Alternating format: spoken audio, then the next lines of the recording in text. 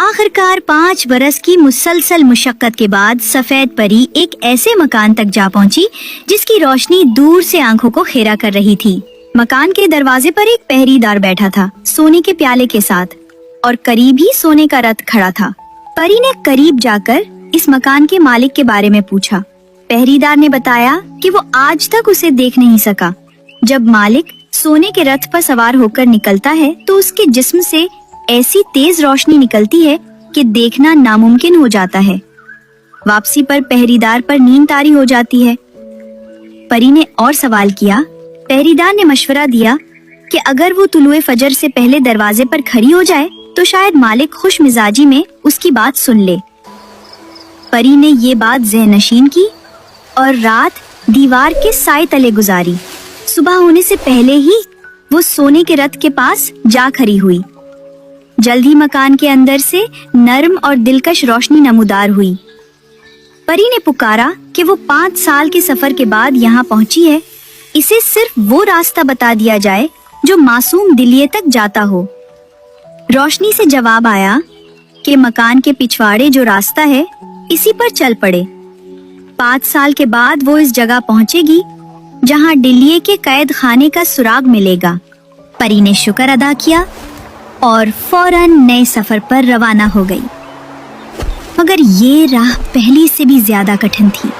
कभी साल भर के मैदान, कभी बर्फपोश पहाड़, कभी इतनी सर्दी कि खून जमने लगे। मगर वो अपनी किस्म के बोझ तले आगे बढ़ती रही। साल हा साल की मसाफत के बाद लोहे के जूतों का दूसरा जोड़ा भी घुस गया। तब उसके सामने एक और मकान उभरा। ये मकान रात के वक्त नूर से नहा जाता, लेकिन दिन निकलते ही उस पर अजीब सी उदासी छा जाती। परी जब दरवाजे पर पहुंची तो एक और पहरेदार मिला।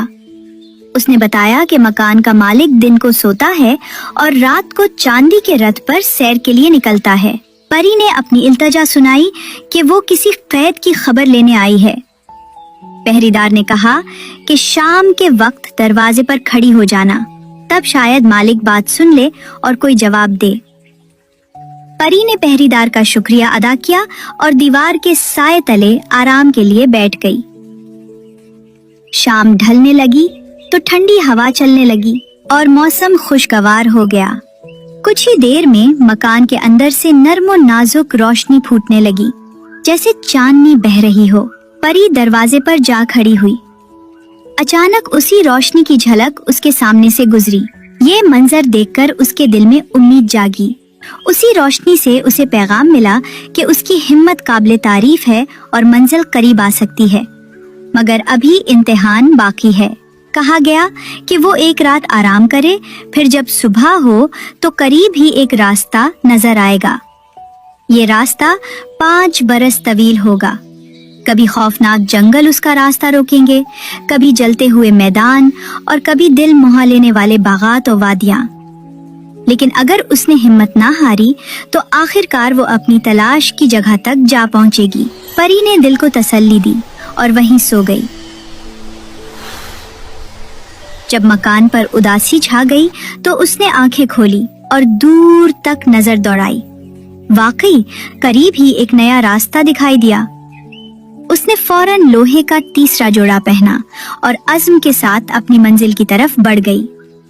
रास्ता बिल्कुल वैसा ही था जैसा बताया गया था।